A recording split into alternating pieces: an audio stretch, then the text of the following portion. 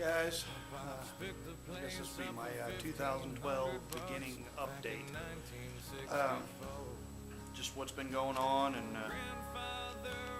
things like that. I've got a couple new projects. Show them to you here. I actually made a deal for a couple more Cub Cadets originally to get the parts I needed for what's left of that one over there.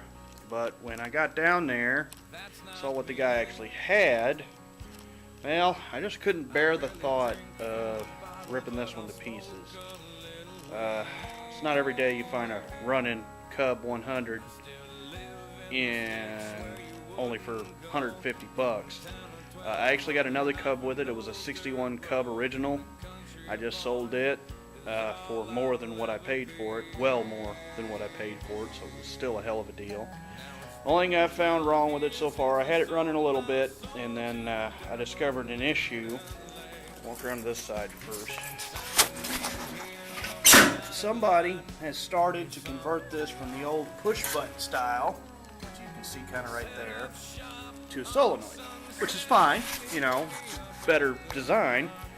The problem is how they went about it. Let me show you here. Ow, this hood's kind of a bitch to open. I don't know how much you're going to be able to see, but there is, you can't see shit. Well, take my word for it.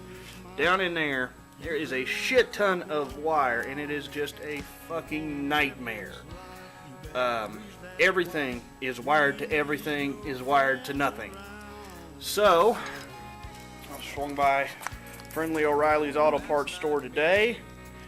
Got everything I'm going to need, minus a ground cable because I didn't have any left, to completely rewire this thing the correct way and go ahead and incorporate that Ford solenoid. Got my red, I believe that's 14 gauge, yellow 12, black 12, blue 12, and green 12 to keep everything color coded.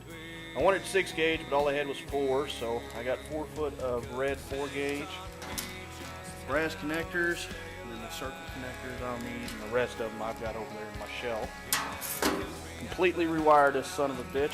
Oh, and wired with the lights. The lights, nothing really works on it other than it just cranks.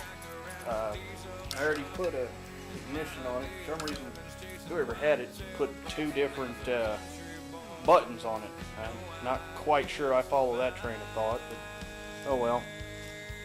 But I've got the ignition pulled out because I was trying to diagnose the problem. That's why that little green wire right down there is connected, because I thought maybe I just had accidentally broke the circuit, but that wasn't the case. Already went through the fuel system, got it good, cleaned up. Had to improvise a little bit with this old pot style reservoir. If you look right down there, right there is this little screw holds this glass up against this. This is your shutoff valve. Well, with the new washer, it wouldn't cinch down tight, so I just stuck me a washer, or a new O-ring I should say up here. Wouldn't cinch down tight, so it stuck me a washer right there to give me a little extra thread since I couldn't get that screw out to put a longer screw in. For those wondering, I have absolutely no intention of restoring this one. I just want to get her up and running condition. I'm going to pull that old deck crap right there off and put my plow on it. Make this my plow mower. That way, when I paint that one up, it stays pretty. Project number 2 is a Kazuma 110cc Youth ATV. Got it for 100 bucks. Thing turned over. Basically, same problem. They lost the key to it.